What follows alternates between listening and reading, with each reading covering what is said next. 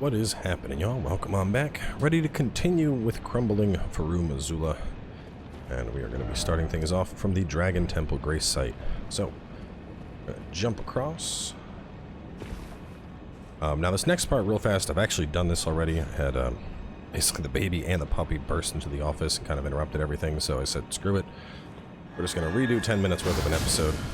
But right here we have a dude. We're going to not get hit by his axe. Oh my god. Or maybe we are. Ooh. Kill him. Right over here on this body is going to be a rune 12. Then we're going to go this way. Right at this next door is an ambush. This guy waiting for us. Clearly he got the jump there. For me.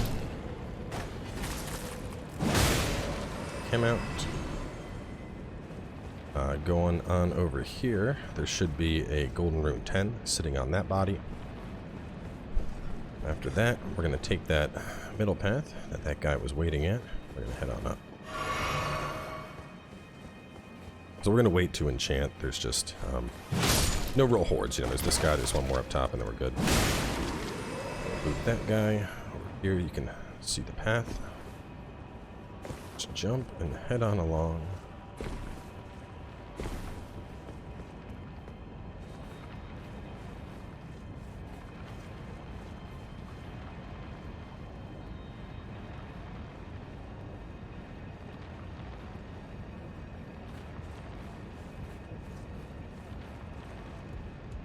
Okay, we have this one. He's gone for good. And then once we jump up here, if you look, there's 3 dudes waiting for us that are hanging from the ceiling. So Sacred Blade will take them out. Pretty much one hit. Oh, some loot. I'll never be able to get it. And then when you go on over here, there'll be a Grave Glowstwort, one of the level 10 upgrade mats. So grab that, and then from there, just head back on over to Dragon Temple. There's some more stuff that's above us, but we get to that later. Okay, so here we are going to jump across, and then we're going to go down. Now we're going to be fighting against some banished knights. These guys are pretty resilient. In testing, at least, they don't tend to bounce off the Great Shield, so unfortunately we can't abuse that. Oh, that time it bounced. Not every attack will bounce off the Great Shield this way.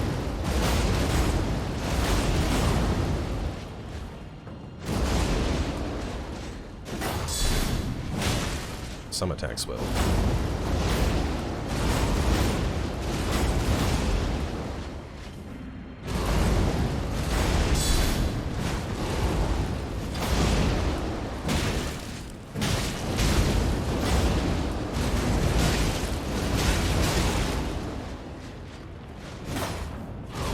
Guys, just full spin to win on me. Anyway, once that one's down, over here there should be a rune arc on the body. And I'm actually gonna swap over to this. We can parry these guys. They're the sword ones. Their movesets are very, very similar to that of Crucible Knights. I'm gonna head on up here. Sneaky, I might be able to get a free backstab.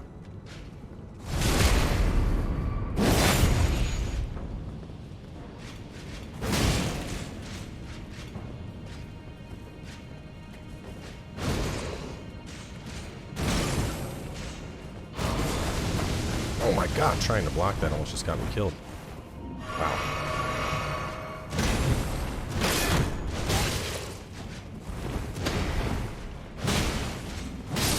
It's easier to just smack him. Banished Knight Shield. This next room is going to have 2 of them. So we're going to pop over to Crossbow. We're going to lure this one on over.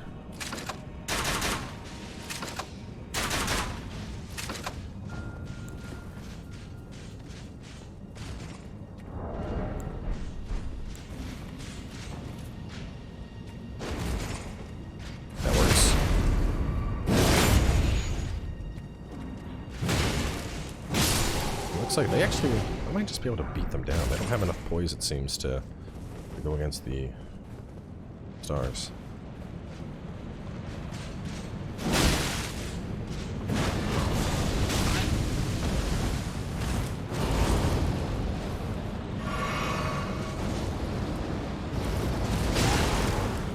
my turn.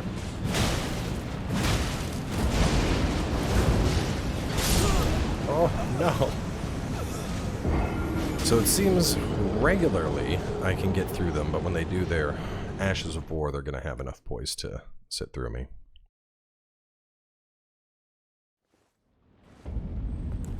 It's okay, though.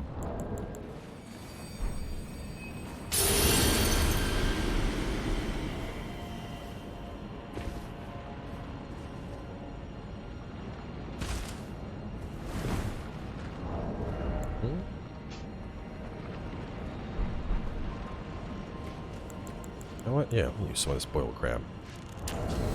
Wow, go up to 40 physical resistance. That's actually like really high.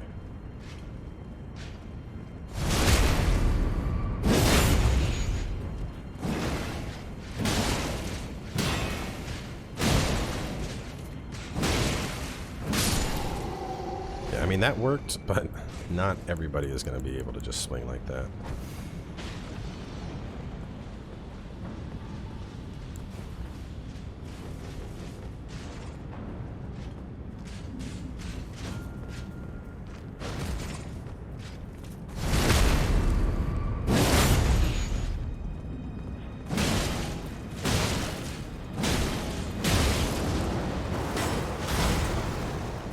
Also, not every weapon is going to break guard like that either.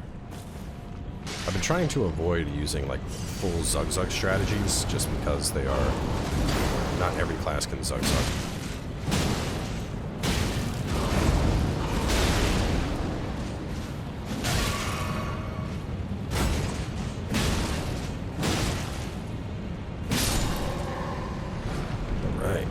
So, over here, you'll get the Azula Beastman Ashes, which I really want to try. I haven't worked with those yet, but it's 2 of those Beastmen, and they have lightning, which I feel would be really good. Let's see. We get the 2 around the corner for a Sombering 9, then head east to the Grace. Go here. There it is. Yeah, obviously, we're back to the part I hadn't recorded yet. It was just that very start, but we were like 5 minutes into the episode, and I got baby screaming and dog barking, and I'm like, you know what? Just ditch it. We'll redo it. It's not worth it trying to salvage this. It would have been too much editing, and we're just not. I'm not about that life. So boss is right through there, but there's actually a little bit more to this area. We're going to be using the Transept Grace when it's time to fight the boss, but for now, head back to the Dragon Temple, and we're going to knock out some other stuff. So we're going to head on over here. Pick up a Golden Root 11. Have another one of these guys. Oh, who's your daddy now? I'm your daddy now.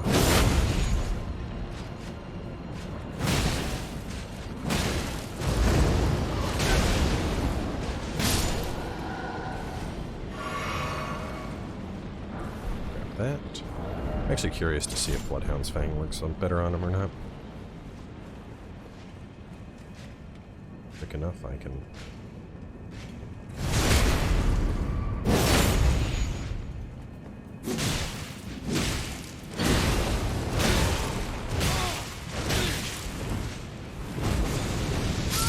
Oh my god! Torched by the Banished Knights.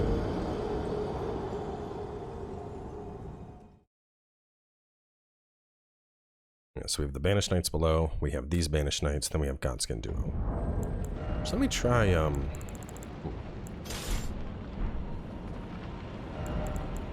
like this would actually be really good right here. What's that?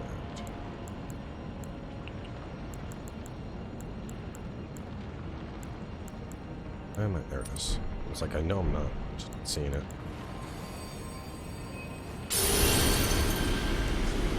I've been upgraded.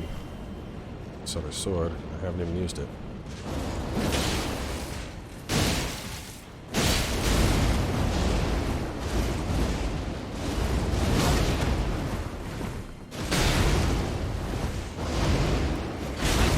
Wow. Those guys just really go off with their weapon arts.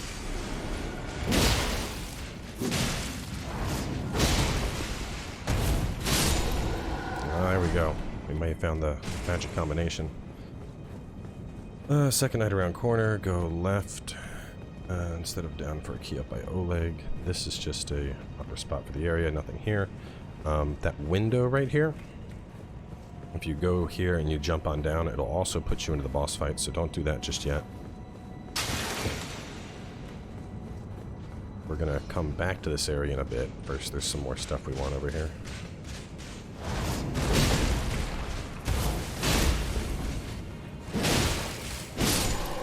There we go. I just gotta work in the evasiveness of my Bloodhound's Fang a little bit.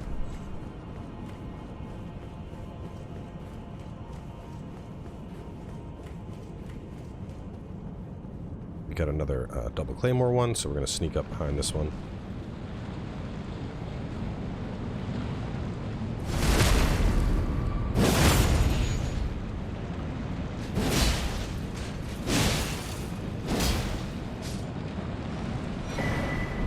Stone sword key. And up here would be another halberd one.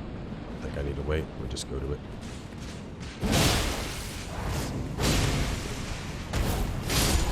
Ooh, I like that. That's very, like, just fluid. The jump into the swing, into the smack. The dragon wound grease. And now we're going to work our way back towards where that ladder was. Just check up the side, one more piece of loot, another knight, then work back to the stairs, head down for a knight, and another one up ahead with a golden 12, back to the previous grace, then boss time. Okay. And then we'll be able to fully upgrade all of our weapons. Well, we still need some sombering mats, but we'll get those soon.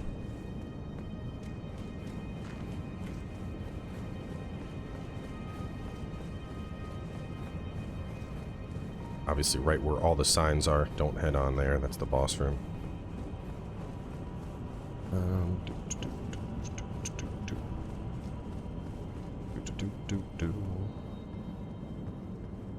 Sneaking on up.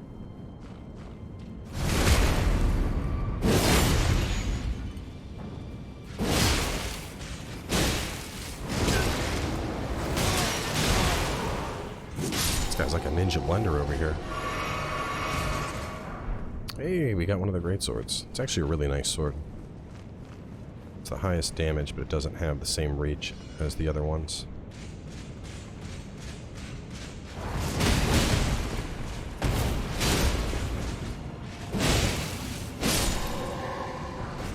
Banish Knight Helm, I'm just getting all of their goodies.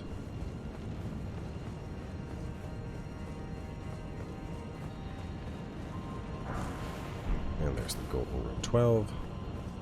And then, once again, once we cross into here, it's boss time. So, instead, warp on over to the transept.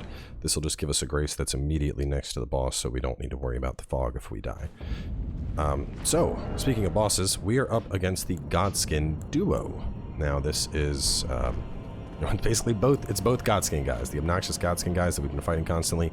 This is the last time you see them. We have to fight two of them. They have a shared health pool. So when one goes down, just keep hitting the next one. Honestly, hit these guys even after they go down. Do not want to give them a chance to really do anything. You can see we can summon up Accusant. We're not worried about him, though. I'd much rather go for Tish or somebody else. So pull Tish out. I'm going to get my stuff back. Stop that. I'm trying really hard not to use carry and retaliation because people are upset that it's doing as much damage as it is and they think it's going to get patched. So as I mentioned, they have a shared health pool, and what's great about this is we can just pick one that we want to kill. Now, if you're really struggling here, you can go ahead and just put one to sleep. Just put one to sleep, focus down the other one. But as you kill one... Oh, that little asshole. Well, what I was about to say there before I was interrupted is when you kill one, you can just focus on the other, and then you can go back. Basically, it's like kill A, then kill B, then kill A, then kill B, because they've staggered respawn times. So, because of that, it's worth, you know, kind of just not worrying about trying to fight both of them at the same time. We are going to be a buffed up monstrosity this next attempt.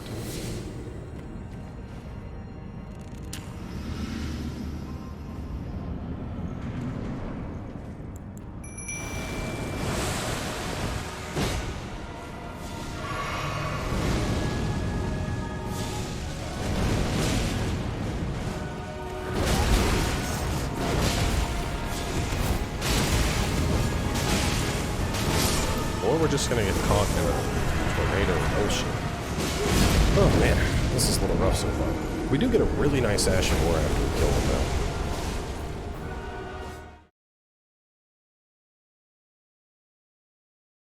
I really don't want to use the sleep strat. Could use the sleep strat. Let me see. I can just throw sleep pots. Don't I have a couple? Where are they at?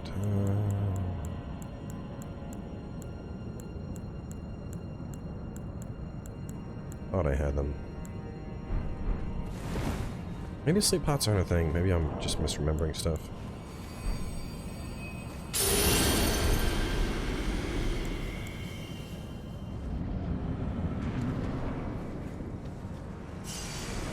Okay, I just need a brief second here. I'm going to pull out. I meant to do Mimic, but Tish is fine. Pull out Tish. Put up my stuff. Put up some freezy grease, and some crab, and some exalted flesh.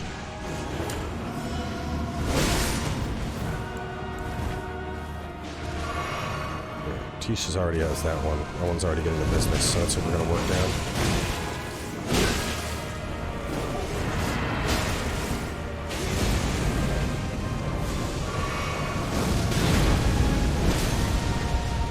About half a second from just using my carrying retaliation.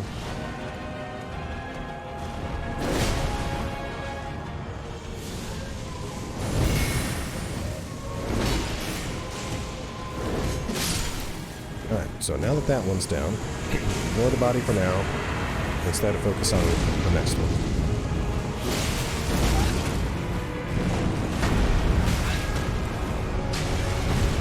We should have a small window of time.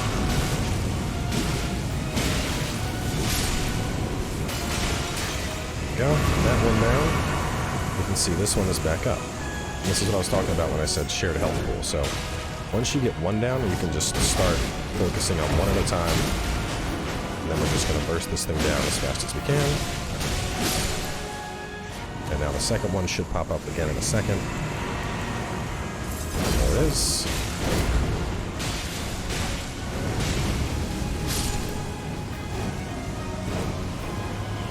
Now keep in mind, these are shared respawn times, so if you wait, so if you wait too long, both will come up. Now the one thing that's kind of good about this is because they are on a shared health pool, put it on, I should have had it on from the start, if we can line them on up, we can actually hit both of them and just get the fight done way, way faster, so.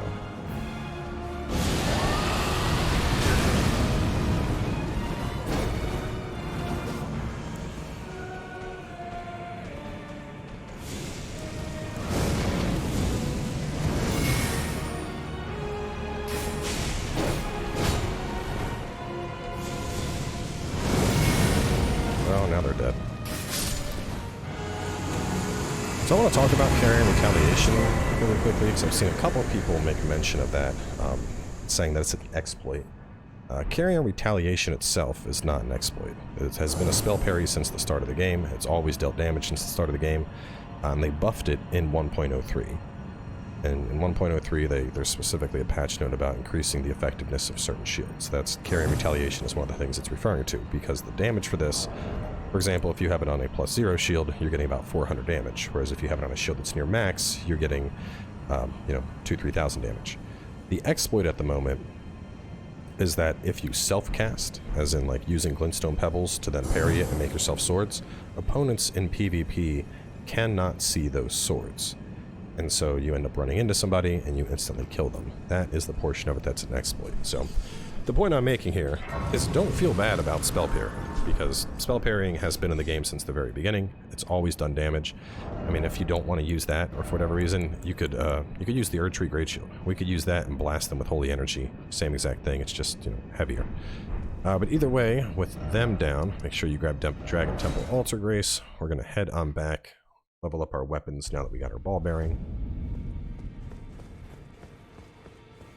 But a couple people mentioned that, and honestly, I mean, I think the damage is going to be toned down. I think they made it a bit more powerful than they meant to, because I mean, it hits like a truck now, obviously.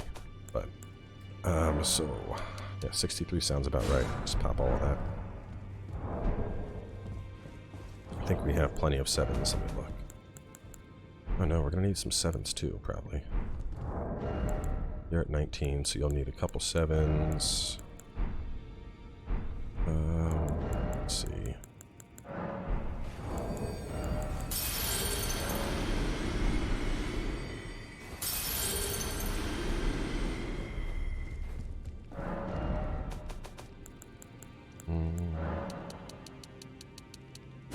Probably plenty.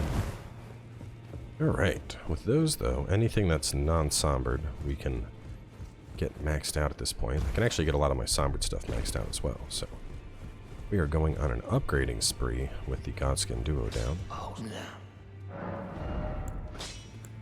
Okay, you are taking up to +10. I already got... Are those both at 25? So you're 10, you're 10, you're at 25, you're at 25. Let's get the pulley crossbow. Pulley crossbow I'm not going to take up to +10, right? Because the damage on it goes up very minorly. We'll put that up to that level though. You, I want 25, and you, I want 25. And then I guess I could do you, but let's get strength to jump up into B. Nah, I'll be okay. Okay, so with all of our stuff upgraded, let's now head back. Dragon Temple Altar.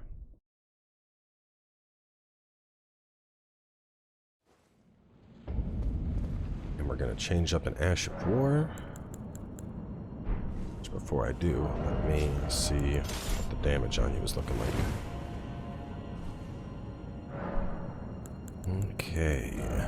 Ashes. Where is it at? Black Flame Tornado. This thing is really good. So you're currently 675 and a quality setup. Fire would be 722. Flame art would be 619. So 22 versus it's 50 damage. I'm pretty sure I get more than 50 damage buffing you.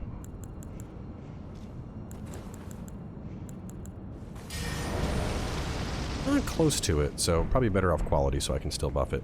If I make it flame so that the damage is split, and of course lose that ability, I won't be able to buff that with anything.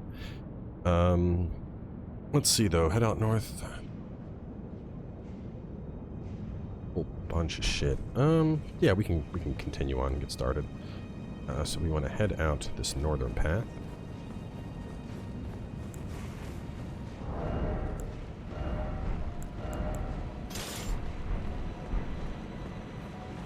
Go to the right. We're just going to be dropping down, but going this way will allow us to pop out behind some of the enemies. Makes things a little bit easier. There's one that's on our right already.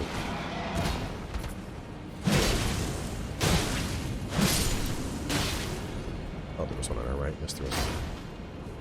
So these ones are really annoying. They throw this stuff at you. Having the having a big juicy shield helps a lot.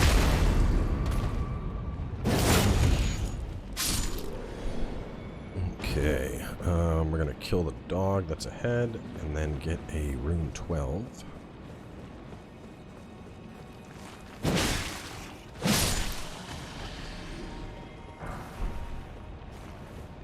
Go into the window, taking this one.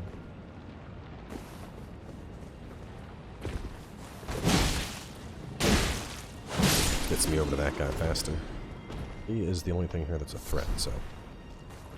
him, kill some more dogs.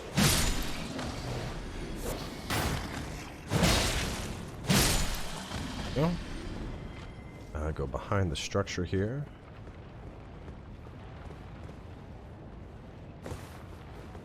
There we go.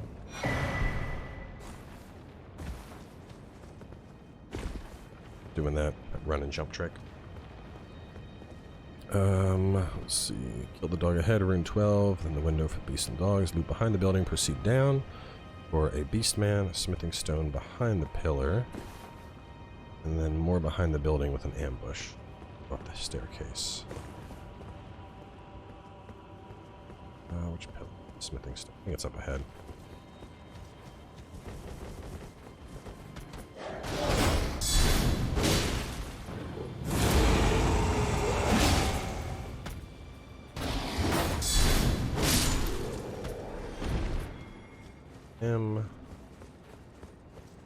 Get this.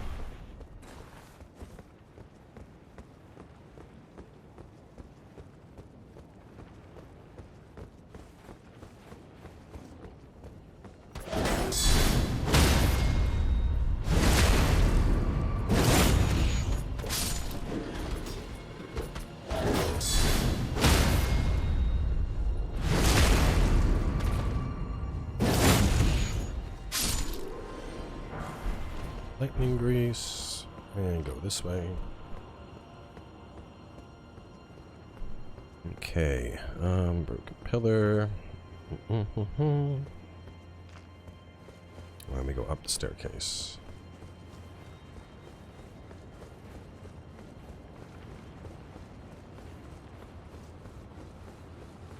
Rush this guy down first.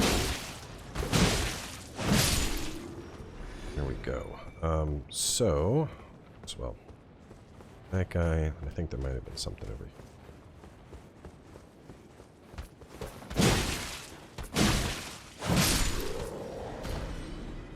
You. Just the pillar below that had loot.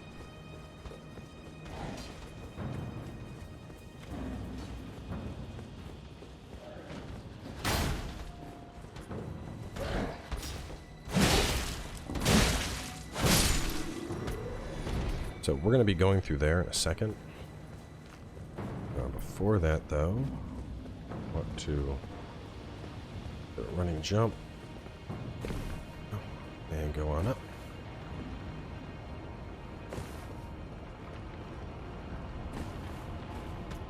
This guy has dogs with him, so we're kind of just...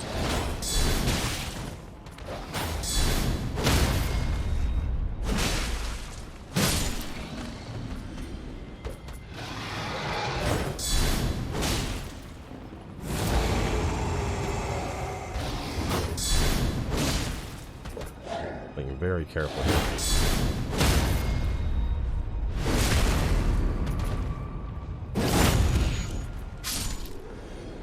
Thought there was one more dog. Maybe not. Have yourself another ancient dragon smithing stone. Like I said, there are tons of these things. There's only 7 of the sombering, but the regular ancient dragon, I think it's like 12 or 15, something like that.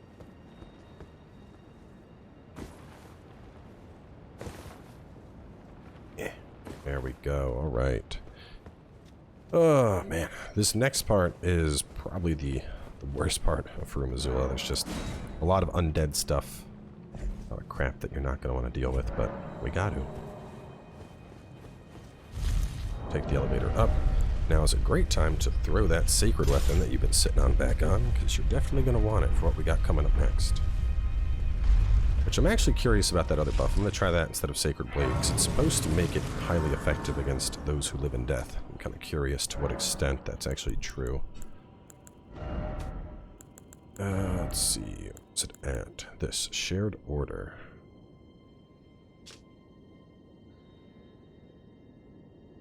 Holy essence. Oh, we'll find out. Quality as always. So this is where we're going to wrap up. This next area is pretty long, and there's a bunch of undead dudes that we have to fight. And then over there, we'll be able to wrap up Alexander's quest chain, fight a dragon, get some more loot. But yeah, there's a lot of beef to this area. So wrapping things up here with the duo done. The next part will take care of all of this stuff. And then we'll probably have one more to get through this zone. It's definitely a long zone. So stay tuned, and I'll have more coming your way soon.